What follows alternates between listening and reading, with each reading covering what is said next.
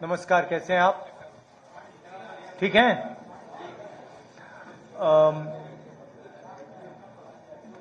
जैसे मैंने मुंबई में प्रेस कॉन्फ्रेंस किया, वैसे ही हम यहां प्रेस कॉन्फ्रेंस कर रहे हैं। विचारधारा की लड़ाई है।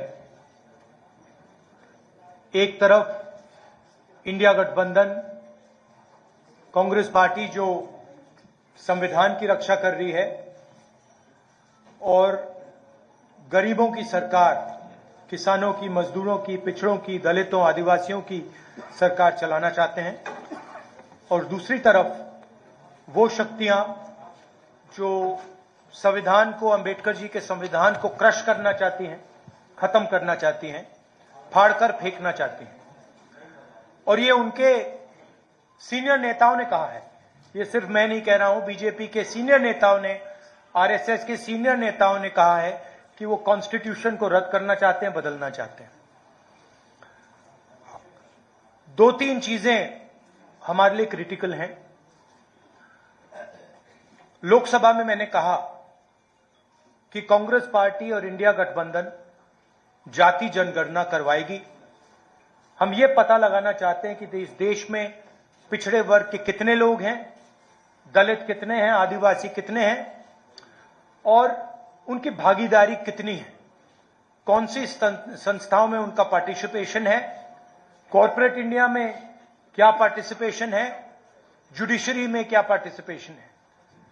तो मैंने स्वयं लोकसभा में कहा कि जाति जनगणना को हम करेंगे, और वहीं मैंने कहा कि जो 50% का आर्टिफिशियल बैरियर लगा रखा है, जहां 50% पर रिजर्वेशन को रोक रखा है, इस बैरियर को, इस दीवार को कांग्रेस पार्टी और इंडिया गठबंधन तोड़ के परे कर देगी। प्रधानमंत्री झूठ बोलते हैं और कहते हैं कि मैं रिजर्वेशन के खिलाफ हूं। मैं रिजर्वेशन के खिलाफ नहीं हूं, मैं रिजर्वेशन को 50% से ज्यादा बढ़ाना चाहता हूं। और मैंने लोकसभा में प्रधानमंत्री को कहा कि आप बढ़ाइए, मैंने प्रधानमंत्री जी को कहा कि आप जाति जनगणना कीजिए, हम आपको पूरा सपोर्ट देंगे, और प्रधानमंत्री ने मेरा जवाब तक नहीं दिया। तो ये रियलिटी है। झारखंड में हमारी स्ट्रैटेजी है, फाउंडेशन उसका, यहां भी हम जाति जनगणना करेंगे और यहां भी हम रिजर्वेशन को बढ़ाएंगे, इंक्रीज करेंगे। एसटी के रिजर्वेशन को 26% से 28%, एससी रिजर्वेशन 10% से 12%, ओबीसी रिजर्वेशन 14% से 27%। हम ये कोशिश कर रहे हैं। बीजेपी के लोग इसको रोकते हैं, इसको रोक रहे हैं, इसको आगे नहीं जाने दे रहे हैं। हमारा जो मेन प्रोग्राम है, और मैं हर भाषण में कह रहा हूं कि नरेंद्र मोदी जी देश का धन, जमीन, जल, जंगल 3-4 बड़े अरबपतियों को देते हैं। अदानी जी को धारा भी देने की कोशिश कर रहे हैं, 1 लाख करोड़ रुपए की जमीन है। झारखंड में अरबपतियों को माइन, जमीन, जल, जंगल देते हैं। हम गरीबों की सरकार चलाना चाहते हैं, हम अरबपतियों की सरकार नहीं चलाएंगे। फाउंडेशन हमारा, हर महिला को बैंक अकाउंट में हर महीने 2,500 रुपए झारखंड की अगली सरकार देगी। ये हमारा फाउंडेशन है। झारखंड की हर महिला से कहना चाहता हूं, हर गरीब महिला से कहना चाहता हूं, जैसे ही हमारी सरकार आएगी, आपको बैंक अकाउंट में हर महीने 2,500 रुपए मिलेगा। फूड सिक्योरिटी बहुत बड़ा मुद्दा है। 7 किलो हर महीने हर व्यक्ति को हमारी सरकार देगी। और गैस सिलेंडर के जो दाम नरेंद्र मोदी की सरकार ने बढ़ा रखे हैं, उसको हम 450 रुपए का कर देंगे। स्वास्थ्य योजना, राजस्थान में हमने एक ऐतिहासिक स्वास्थ्य योजना लागू की थी। 25 लाख रुपए तक का वहां पे हेल्थ इंश्योरेंस था, और बहुत सारे लोगों को फायदा हुआ। ऑपरेशन करवाना हो, हार्ट, पेट का, किडनी का, हार्ट का वाल्व बदलना हो, स्टेंट लगवानी हो, गरीब से गरीब व्यक्ति इस योजना का फायदा उठा सकता था। वही एक्सपीरियंस हम झारखंड के लोगों को देना चाहते हैं और इसलिए हम झारखंड के लोगों के लिए स्वास्थ्य बीमा योजना, 15 लाख रुपए तक का हेल्थ केयर कवर, आप प्राइवेट अस्पताल में कोई भी सर्जरी करवा पाएंगे, चाहे वो दिल की हो, किडनी की हो, लिवर की हो, जॉइंट रिप्लेसमेंट हो। 15 लाख रुपए तक का जो बिल है झारखंड की सरकार आपके लिए उसका पेमेंट दे देगी। किसानों के लिए धान की एमएसपी आज 2,400 रुपए प्रति क्विंटल है। आने वाले समय में जब हमारी सरकार बनेगी 3,200 रुपए प्रति क्विंटल हमारी सरकार झारखंड के किसानों को धान के लिए देगी। और जो हमारे युवा हैं जिनको नरेंद्र मोदी जी ने बेरोजगार किया है, नोटबंदी करके, गलत जीएसटी लागू करके, उनको हम कहना चाहते हैं कि हमारे चीफ मिनिस्टर ने कमिटमेंट दिया है कि अगले 5 साल में उनकी कोशिश होगी कि 10 लाख युवाओं को रोजगार दें। हम इसको पूरा समर्थन, अपना पूरा समर्थन देंगे और हमारी भी कोशिश होगी कि 10 लाख युवाओं को झारखंड में रोजगार मिले। 500 एकड़ के इंडस्ट्रियल पार्क हर डिस्ट्रिक्ट में हम बनाएंगे और डिग्री कॉलेज हर ब्लॉक में और प्रोफेशनल कॉलेजेस हर डिस्ट्रिक्ट में। यह हमारा प्रोग्राम है। इसकी पूरी फाइनेंशियल प्लानिंग हमने की है और जो यहां हम कह रहे हैं ये हमारा कमिटमेंट है, हम ये झारखंड की जनता को देंगे। मेन चीज मैं झारखंड के लोगों को कहना चाहता हूं, ये लड़ाई विचारधारा की लड़ाई है, संविधान को बचाने की लड़ाई है, रिजर्वेशन को बढ़ाने की लड़ाई है, किसानों की, मजदूरों की रक्षा की लड़ाई है, बेरोजगार युवाओं की रक्षा की लड़ाई है। एक तरफ कांग्रेस पार्टी जो अंबेडकर जी के संविधान को, गांधी जी के संविधान को, बुद्ध भगवान के संविधान को, नारायण गुरु बसवना जी, फूले जी के संविधान को बचा रही है, संविधान की रक्षा कर रही है, और दूसरी तरफ आरएसएस और बीजेपी जो अंबेडकर जी के संविधान को खत्म करने में लगे हैं। और मैं यहां मीडिया के सामने कहना चाहता हूं कि कांग्रेस पार्टी का हर कार्यकर्ता, हर नेता ये कभी नहीं होने देगा, संविधान को हम कभी नहीं खत्म होने देंगे। धन्यवाद। एक सेकंड। अच्छा, एक और इशू है।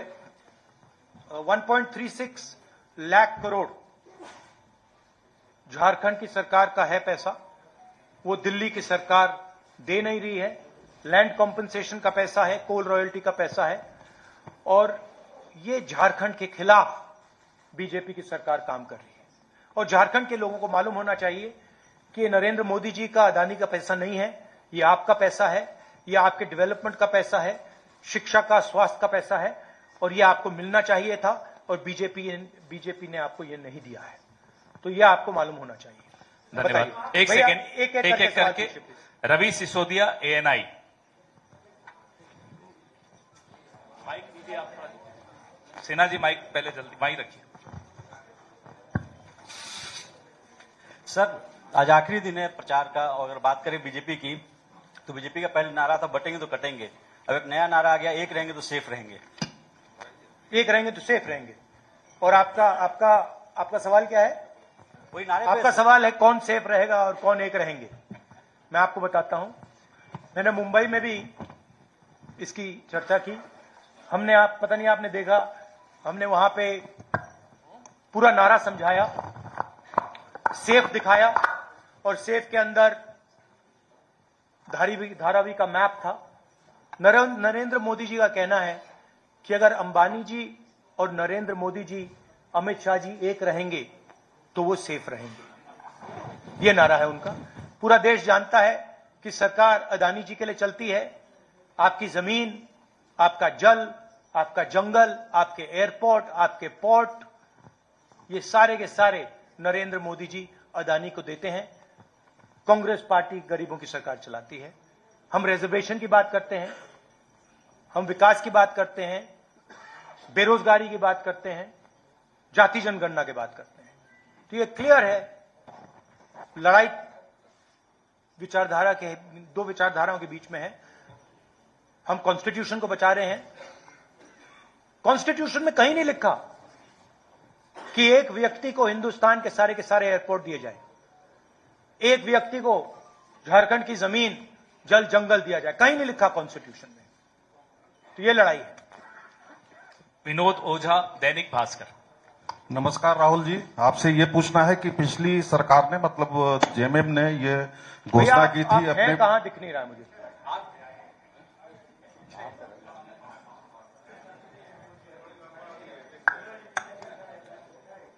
ये सबसे लंबे। ये झारखंड सरकार ने मतलब हेमंत सोरेन जी ने पिछली बार वादा किया था कि हम 5 लाख युवाओं को नौकरी हर साल देंगे, लेकिन इस मामले में और मामले में उन्होंने काफी काम किया है, इसमें दो मत नहीं है, लेकिन इस मामले में वो बिल्कुल ही पीछे रह गए, जबकि 5 साल का ये नहीं कहूंगा कि बिल्कुल पीछे रह गए हैं, काम हुआ है, मगर अगले 5 साल में एक्सेलरेटेड तरीके से काम होगा। हमारी सरकार, सब लोग जानते हैं कि जो बीजेपी की सोच है वो आदिवासियों के खिलाफ सोच है। झारखंड के चीफ मिनिस्टर को बीजेपी ने अरेस्ट किया है। झारखंड के चीफ मिनिस्टर को डराने की कोशिश की है, धमकाने की कोशिश की है, फॉल्स एलिगेशंस लगाए गए हैं और झारखंड के चीफ मिनिस्टर पीछे नहीं हटे हैं। और उनसे ये इसीलिए किया जा रहा है क्योंकि वो आदिवासी हैं। अंकित मिश्रा, पीटीआई। और बेरोजगारी का मेन जो बात है, और ये मैं हर प्रदेश में कहता हूं, जो आपने बेरोजगारी की बात उठाई, उसका मेन कारण है कि नरेंद्र मोदी की सरकार ने नोटबंदी की और गलत जीएसटी लागू की। और ये दो चीजें, ये योजनाएं नहीं हैं, ये डेवलपमेंट प्रोग्राम्स नहीं हैं, ये छोटे व्यापारियों को, स्मॉल और मीडियम बिजनेसेस को मारने के हथियार हैं। और ये नरेंद्र मोदी जी ने इसलिए किया है क्योंकि जो छोटे बिजनेस वाले हैं, छोटे व्यापारी हैं, स्मॉल मीडियम बिजनेस वाले जो इनोवेशन करते हैं, जो रोजगार देते हैं, वो खत्म हो जाए और अदानी, अंबानी जैसे अरबपति चाइना का माल हिंदुस्तान में बेचे। तो ये नेशनल लेवल में इशू है और झारखंड की सरकार काम कर रही है, मगर माहौल बीजेपी के लोगों ने और पूरा स्ट्रक्चर बीजेपी के लोगों ने तोड़ रखा है। तो सच्चाई यह है कि हिंदुस्तान चाहे भी तो रोजगार पैदा करना आसान नहीं है, क्योंकि बैंक के दरवाजे स्मॉल और मीडियम बिजनेस के लिए बंद हैं, बैंक के दरवाजे अरबपतियों के लिए खुले हैं। 1 लाख करोड़ रुपया, 16 लाख करोड़ रुपया अरबपतियों का कर्जा माफ हुआ है, छोटे व्यापारियों का, किसान का 1 रुपया कर्जा माफ नहीं हुआ है। तो इसका मेन कारण यह है। मगर हमारे जो चीफ मिनिस्टर झारखंड के पूरा दम लगा के काम कर रहे हैं और हमारा पूरा सपोर्ट है उनके पीछे। अंकित मिश्रा, पीटीआई। भैया एक एक करके प्लीज। एक सेकंड लाइन में, अनुशासन से रहिए। भैया प्लीज। हेलो राहुल जी, मेरे छोटे छोटे 2 सवाल हैं। नहीं, एक सवाल जी। अच्छा, एक सवाल है, ये जो देखिए, हमारी कोशिश होगी कि ज्यादा से ज्यादा लोगों को सवाल मिले, मगर एक इशू है, सुनिए एक इशू है, एक सवाल पूछिए और संक्षेप में पूछिए प्लीज। नेशनल पीपल पार्टी जो मणिपुर में उन्होंने एनडीए से अपना जो है सपोर्ट वापस ले लिया है, वहां पर फ्रेश वायलेंस जो हो रहे हैं, उसको कैसे देखते हैं आप सब? देखिए, मणिपुर में जो हो रहा है पूरे देश को मालूम है। 1.5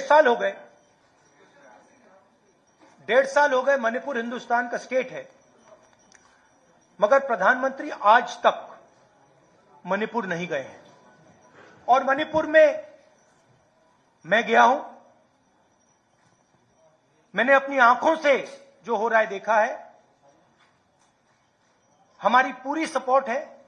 हमने सरकार को कहा है कि जल्दी से जल्दी हिंसा को बंद कीजिए, मगर नहीं हो रहा है।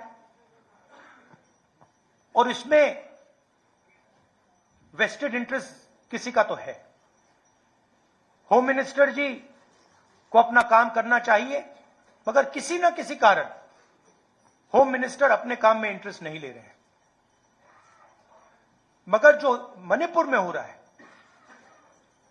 पूरा देश जानता है, बिल्कुल गलत हो रहा है और हिंसा को एकदम वहां पे बंद होना चाहिए और एक बार फिर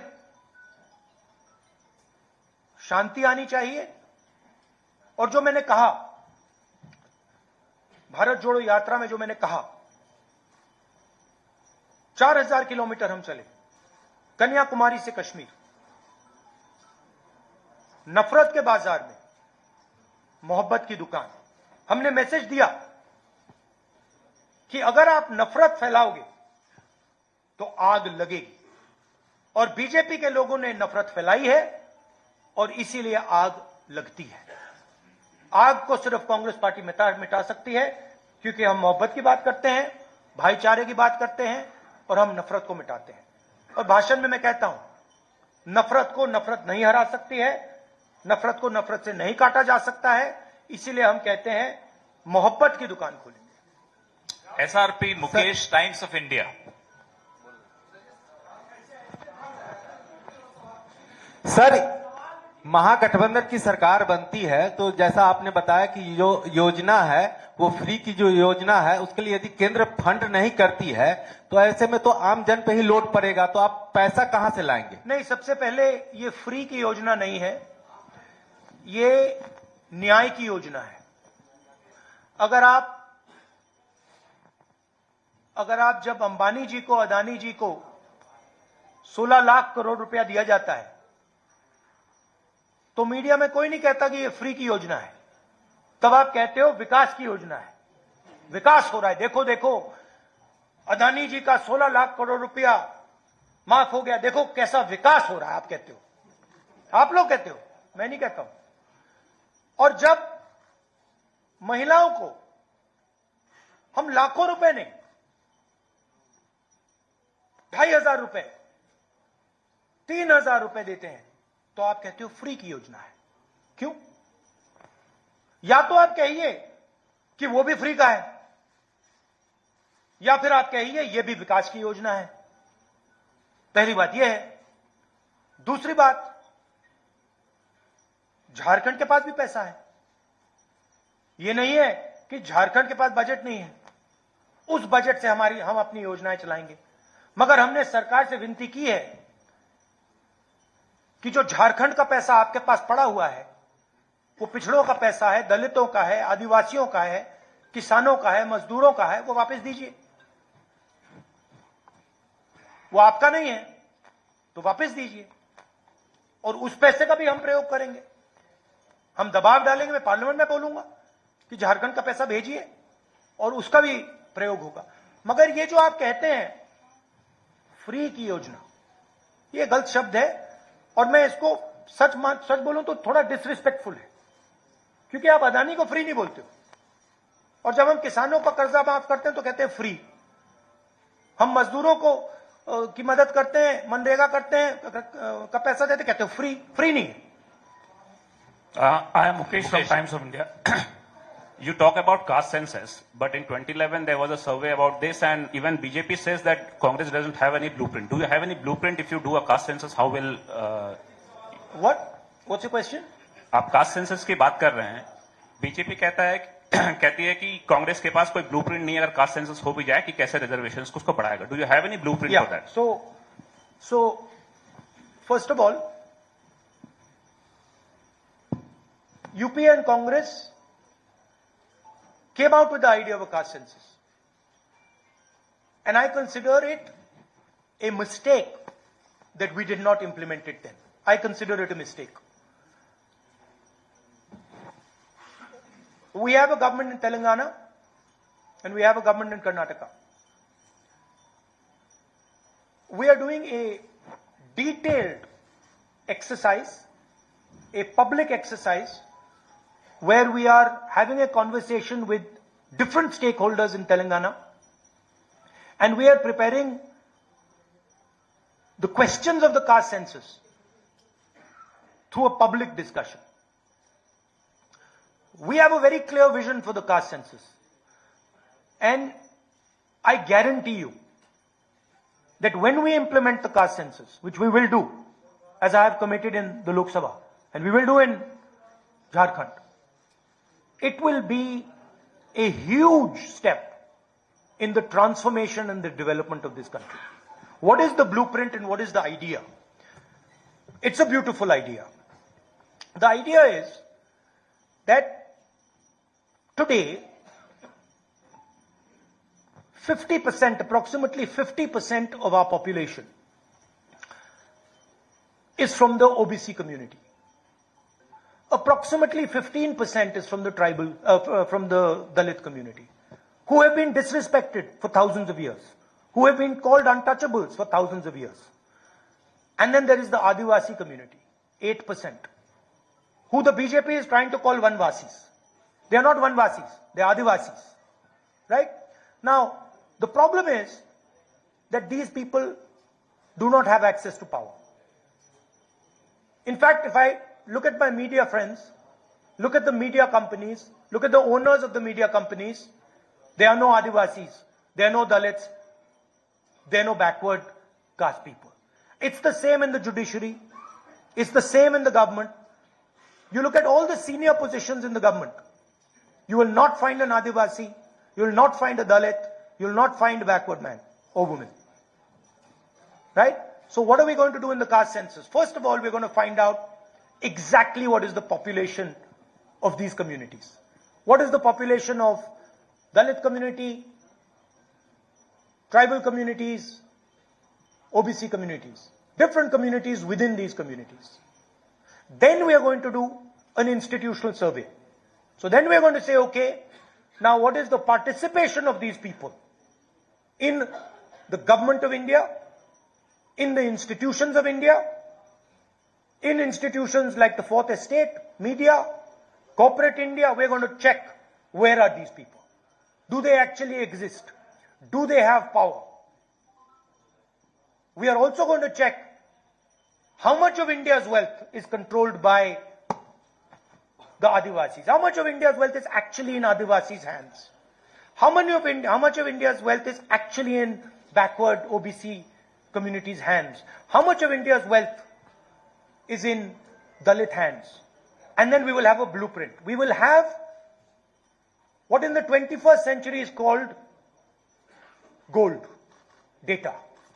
We will have the data with which to make accurate, precise decisions.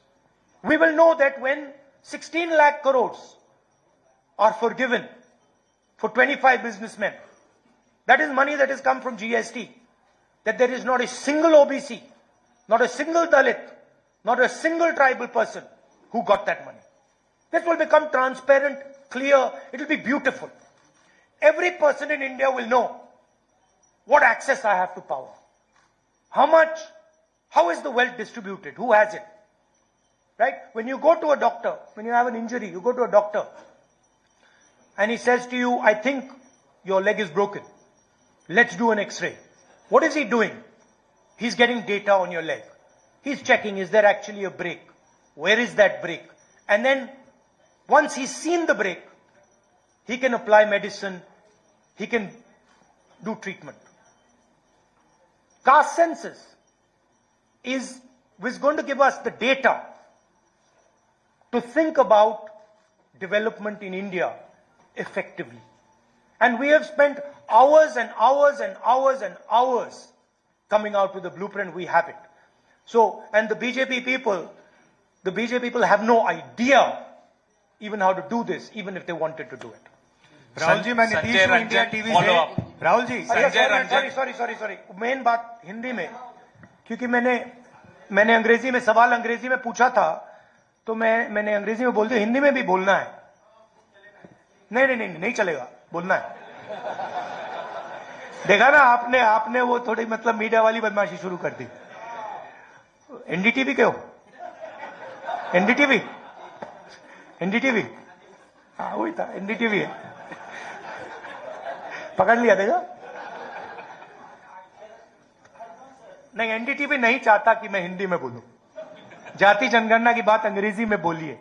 नहीं, देखिए, इन्होंने हमसे पूछा कि जाति जनगणना का ब्लूप्रिंट क्या है, तो मैं बताना चाहता हूं। देखिए, तेलंगाना में और कर्नाटक में हमारी सरकार है और वहां पे हम जाति जनगणना के कॉन्सेप्ट को डेवलप कर रहे हैं। तेलंगाना में हम जनता के साथ डिस्कशन करके जो हमारे कास्ट सेंसस में सवाल जाएंगे वो सवाल हम डेवलप कर रहे हैं और बहुत बेहतरीन सजेशंस आ रहे हैं, जनता से आ रहे हैं और हम लाखों लोग से डिस्कशन कर रहे हैं। जाति जनगणना का आइडिया मैं आपको बताना चाहता हूं, झारखंड के युवाओं को बताना चाहता हूं। देखिए, हिंदुस्तान में कम से कम 50% पिछड़े वर्ग के लोग हैं। कोई जानता नहीं कितने हैं। और जो पिछड़े वर्ग के युवा हैं, मैं आपसे बात कर रहा हूं, आपकी आबादी कोई जानता नहीं है, आपकी भागीदारी भी कोई जानता नहीं है। दलित 15% है, आपकी आबादी लोग जानते हैं, मगर आपकी भागीदारी कोई नहीं जानता। आपका पार्टिसिपेशन कितना है, पावर स्ट्रक्चर में आप कितने लोग हो, कोई नहीं जानता। आदिवासी 8%, बीजेपी आपको वनवासी कहती है, इंसल्ट है, अपमान है आपका। आप 8% आपकी आबादी, भागीदारी कोई नहीं जानता। मगर जब मैं मीडिया के मित्रों को देखता हूं, कॉर्पोरेट इंडिया को देखता हूं, जुडिशरी को देखता हूं, प्राइवेट अस्पताल, प्राइवेट यूनिवर्सिटी, प्राइवेट कॉलेजेस, इनके मालिकों की लिस्ट देखता हूं, मुझे ना कोई आदिवासी दिखता है, ना कोई दलित दिखता है, ना कोई पिछड़े वर्ग का दिखता है। मीडिया के आप सबसे बड़े पत्रकारों की लिस्ट निकालिए। अगर आप ये वीडियो YouTube पर देख रहे हैं तो हमारे चैनल को सब्सक्राइब करें और बेल आइकन को दबाना ना भूलें। अगर आप Facebook पर ये वीडियो देख रहे हैं तो हमारे पेज को लाइक करें।